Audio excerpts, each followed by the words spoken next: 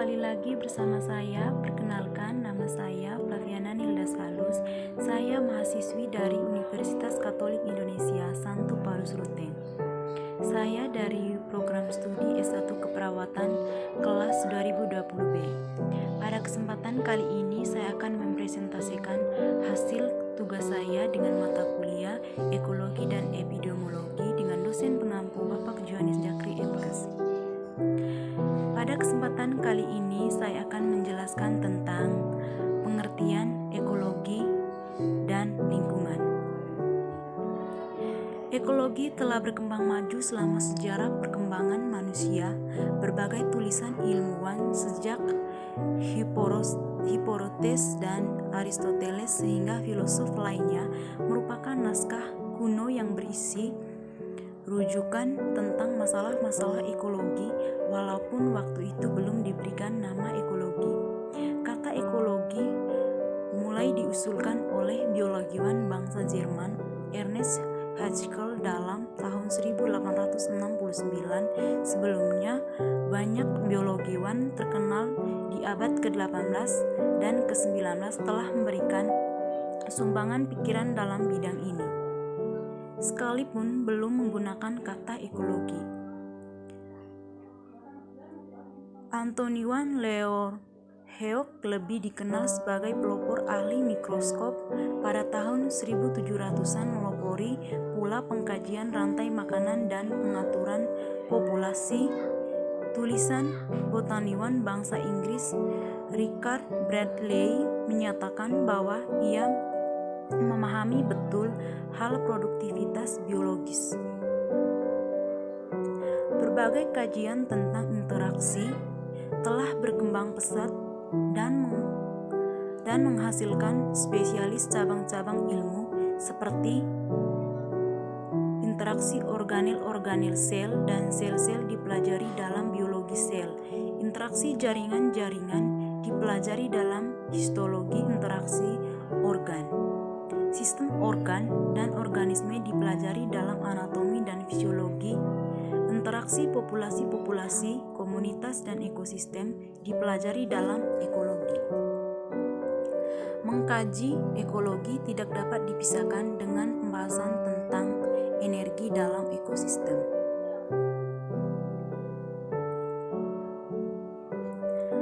Pengertian tentang lingkungan hidup manusia atau sering disebut lingkungan hidup sebenarnya berakar dari penerapan ekologi. Lingkungan merupakan penelaan terhadap sikap dan perilaku manusia dengan tanggung jawab dan kewajibannya dalam mengelola lingkungan hidup. Sikap dan perilaku ini sangat diperlukan sehingga memungkinkan kelangsungan kehidupan secara keseluruhan serta kesejahteraan manusia dan makhluk hidup lainnya. Pengertian lingkungan hidup menurut Undang-Undang Nomor 23 Tahun 1997 adalah sistem kehidupan yang merupakan kesatuan ruang dengan segenap benda, keadaan, daya dan makhluk hidup, termasuk manusia dengan perilakunya yang mempengaruhi kelangsungan perilaku hidup dan kesejahteraan manusia serta makhluk hidup lainnya. Perilaku manusia dapat bersifat lintas disiplin menurut persoalan lingkungan yang dihadapi. Ilmu lingkungan dapat berorientasi lintas disiplin dengan ekonomi, sosiologi, kesehatan, psikologi, geografi, geologi, dan sebagainya. Botani atau ilmu tumbuhan adalah contoh kemurnian ilmu dengan sebaik dan setarif mungkin agar mendasarkannya pada berbagai ciri pokok ilmu lingkungan yang perlu mendasari penelitian guna mengungkapkan penelusuran yang linear dari masalah yang dihadapi sampai sampai kebijakan yang perlu dirumuskan dan dipatuhi. Masalah lingkungan harus dirumuskan secara jelas apa yang dipersoalkan, mengapa sesuatu yang dipersoalkan terjadi, dan bagaimana mengatasinya. Dalam mengatasinya, suatu masalah lingkungan perlu dicermati sebab akibatnya, sehingga pengelolaan lingkungan perlu didasarkan dengan tindakan preventif sebelum menggapai tindakan represif atau kuratif. Walaupun kegagalan tindakan preventif akhirnya memerlukan tindakan kuratif. Makna hidup adalah kesehatan, jadi mengupayakan kesehatan adalah tindakan preventif. Kalau terpaksa tidak sehat, perlu diatasi secara represif atau kuratif.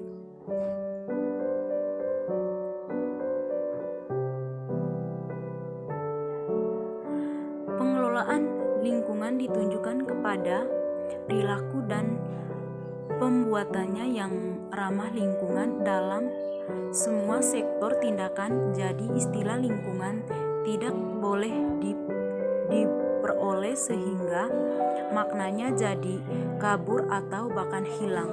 Artinya teknologi harus ramah lingkungan, jadi tidak perlu ada teknologi lingkungan atau teknik lingkungan, karena teknologi atau teknik sudah harus ramah lingkungan. Kesehatan saja tanpa tambahan lingkungan, perilaku ekonomi itu juga ramah lingkungan, artinya hemat sumber daya atau tenaga pikiran, materi dan waktu dengan makna atau hasil kegiatan yang optimal.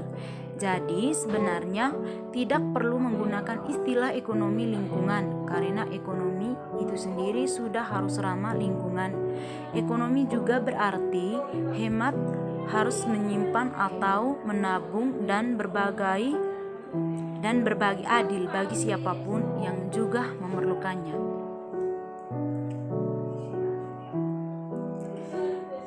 Lingkungan di mana manusia melangsungkan kehidupan itu sudah diciptakan sangat baik, indah dan bermakna. Jadi, yang perlu diatur adalah paham, sikap dan perilaku hidup kita sesuai dengan amanat Tuhan yang menciptakan semuanya di alam semesta ini. Yang berikut aplikasi ekologi dalam lanskap. Lanskap atau batang alam. Lanskap merupakan wajah dan karakter lahan atau tampak bagian dari muka bumi dengan segala kegiatan kehidupan dan apa saja yang ada di dalamnya, baik bersifat alami, non-alami atau kedua-duanya, yang merupakan bagian atau total lingkungan hidup manusia serta makhluk-makhluk lainnya. Jauh mata memandang, jauh segenap indera kita dapat menangkap, dan sejauh imajinasi kita dapat membayangkannya. Yang berikut arsitektur lanskap. Arsitektur lanskap adalah bidang ilmu dan seni yang mempelajari pengaturan ruang dan masa di alam terbuka dengan mengkomposisikan elemen-elemen lanskap alami maupun buatan manusia beserta kegiatannya agar tercipta karya lingkungan yang secara fungsional berguna dan secara estetis indah dan efektif, seimbang, teratur dan tertib sehingga tercapai kepuasan jasmaniah dan rohaniah manusia dan makhluk hidup lainnya. Arsitek lanskap adalah insan profesional yang mendapatkan pendidikan akademi atau universitas dalam bidang ilmu dan seni arsitektur lanskap dan aktif dalam kegiatan perencanaan lanskap, perencanaan tampak atau perencanaan lanskap dalam hubungan dengan kegiatan perancangan lanskap, di mana perancangan lanskap berpijak kuat pada dasar ilmu ekologi dan ilmu pengetahuan alam, bergerak dalam kegiatan evaluasi. Hasil yang diperoleh dapat berupa suatu rancangan tata guna tanah dan kebijakan yang menyangkut distribusi jenis-jenis, pengembangan tata guna tanah, jaringan jalan raya, lokasi dari proyek industri, perlindungan air, perlindungan tanah, dan nilai-nilai kenikmatan serta pemakaian daerah luar kota untuk rekreasi. Ruang cukup studinya biasanya bertepat dengan daerah fisiografik demi alami seperti daerah aliran sungai besar atau satuan logis untuk tanah dan lain sebagainya. Begitu luas cakupnya yang meliputi antara lain desain dan perencanaannya, daerah konservasi, reservasi, dan pelestariannya yang dinamis, pencemaran, gangguan pemandangan, gangguan suara dan sampah, erosi, ekologi dan ekosistem, masalah sumber daya alam, pengembangan tempat-tempat sejarah, ruang terbuka, pembangunan perkotaan yang berkembang, melebar, berpencaran tak menentu, jalur lalu lintas dan pengembangan linear sepanjang jalur jalan, pelapukan perkotaan yang berkembang dan pramanjaan perkotaan, reklamasi tanah, masalah pantai dan kehidupan pantai, hutan dan belukar alami, bersatwa liar yang berkurang, kependudukan, urbanisasi, dan transmigrasi.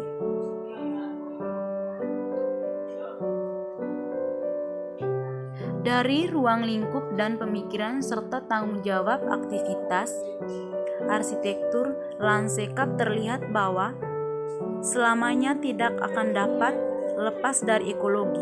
Seorang ahli arsitektur lanskap tidak hanya sekedar pengisian ruang terbuka, akan tetapi berkaitan erat dengan keselarasan, keseimbangan, dan keserasian ekosistem. Oleh karena itu harus mempunyai 18 dasar ekologi yang kuat.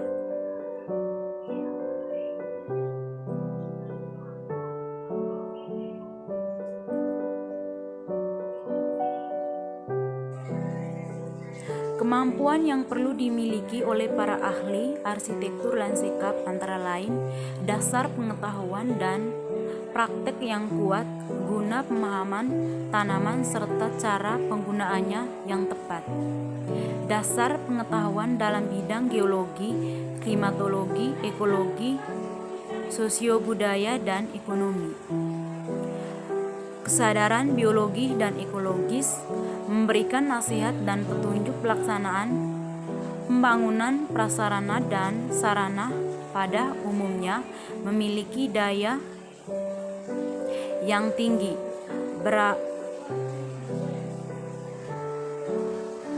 Yang berikut ciri-ciri pengkajian lingkungan. Yang pertama, rumusan masalah yang jelas, apa, mengapa, dan bagaimana mengatasinya. Yang berikut bagaimana mengatasi masalah lingkungan, pengelolaan ditujuan pada perilaku dan perbuatan yang bertanggung jawab.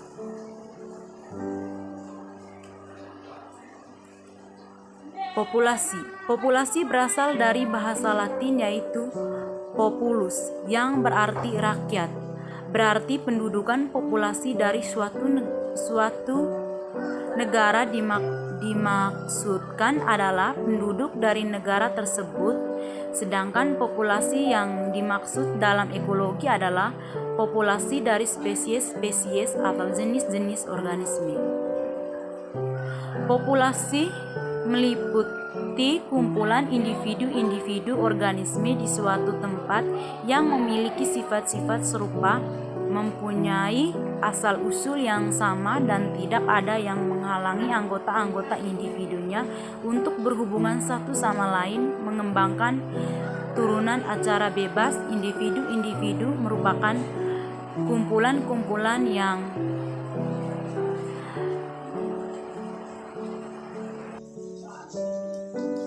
heteroseksual. Apabila populasi yang individu-individu anggotanya bertambah atau berkurang karena migrasi, maka perubahan itu secara positif hanya dapat diisi oleh keturunannya, misalnya kelahiran atau natalitas yang harus terjadi. Yang berikut kerapatan populasi, ukuran populasi tumbuhan dan hewan di suatu tempat tertentu biasanya tergantung dari imigrasi. Karena pengaruh keadaan atau lingkungan fisik populasi, maka ukuran populasi suatu spesies akan tidak sama dengan ukuran spesies lain. Misalnya, gajah yang bertubuh besar yang rendah potensi biologikanya akan dengan cepat merusak lingkungan hidup hingga persediaan pakaiannya juga cepat habis dan akan segera ikut dengan angka kematian tinggi. Tetapi angka kelahirannya rendah dan akhirnya angka kematian pun turun kembali diikuti meningkatnya angka kelahiran. Yang berikut struktur populasi. Sifat demografi yang penting bagi setiap anggota populasi adalah kenyataan pada saat keseimbangan populasi itu dalam kesadaran reproduktif. Karena itu, maka pada umumnya populasi dibagi dalam 3 kategori, yaitu reproduktif, dan post-reproduktif. Untuk itu, biasanya dikaji melalui piramida-piramida umum seperti dalam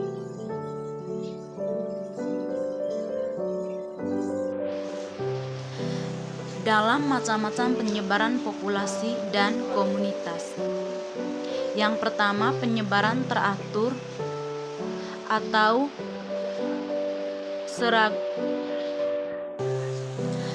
seragam di mana individu-individu terdapat pada tempat tertentu dalam komunitas penyebar. Penyebaran ini terjadi bila ada persaingan yang keras sehingga timbul kompetensi yang mendorong pembagian ruang hidup yang sama. Yang kedua, penyebaran secara acak atau random, di mana individu-individu menyebar dalam beberapa tempat dan mengelompok dalam tempat lainnya. Yang ketiga, penyebaran berkelompok atau berumpun, di mana individu-individu selalu ada dalam kelompok-kelompok yang sangat jarang terlihat sendiri secara terpisah. Ini umumnya dijumpai di alam karena adanya populasi gender. Populasi cenderung diatur oleh komponen-komponen fisik seperti cuaca, arus air, faktor kimia yang membatasi pencemaran dan sebagainya dalam ekosistem yang mempunyai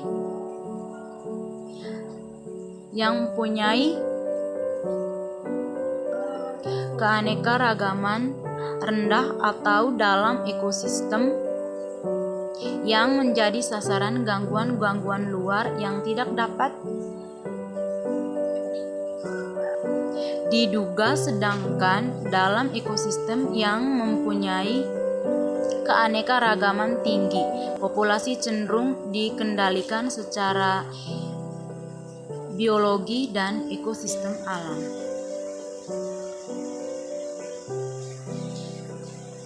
Interaksi antar populasi yang membentuk komunitas. Interaksi antar populasi yang satu dengan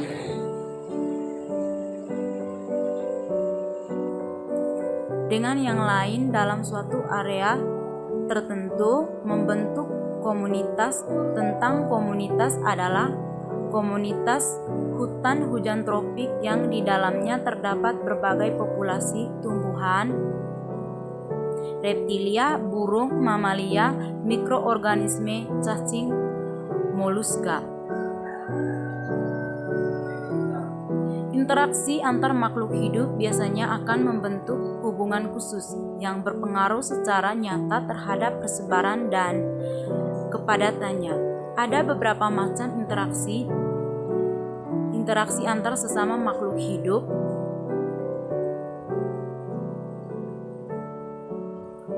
Interaksi tersebut dapat terjadi baik antara individu dalam populasi ataupun antar individu berbeda populasi atau berbeda jenis atau spesies.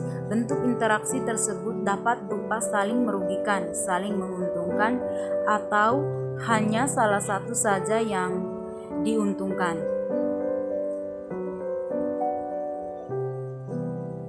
Yang berikut kompetisi. Kompetisi adalah bentuk interaksi dua makhluk hidup yang mengakibatkan kedua makhluk hidup tersebut antara lain makanan, tempat perlindungan, tempat bersarang, sumber air, dan pasangan untuk kawin. Bentuk kompetisi yang terjadi dapat berupa kompetisi spesifik, yaitu kompetisi di antara anggota spesies yang sama, dan kompetisi terspesifik, yaitu kompetisi di antara anggota yang berbeda spesies.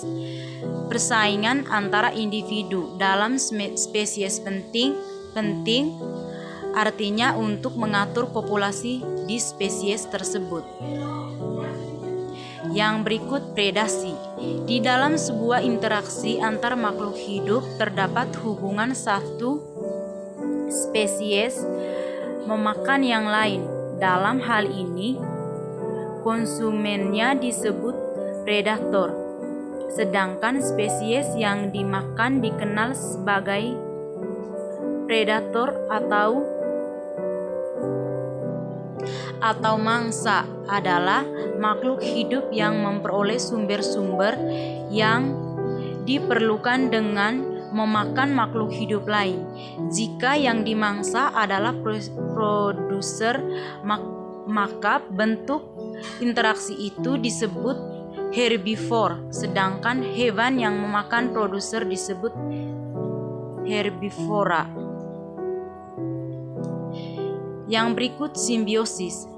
Hubungan yang dekat antar dua spesies makhluk hidup berbeda disebut simbiosis, yang berarti hidup bersama. Interaksi simbiolik meliputi bentuk parasitisme, komensialisme, dan mutualisme.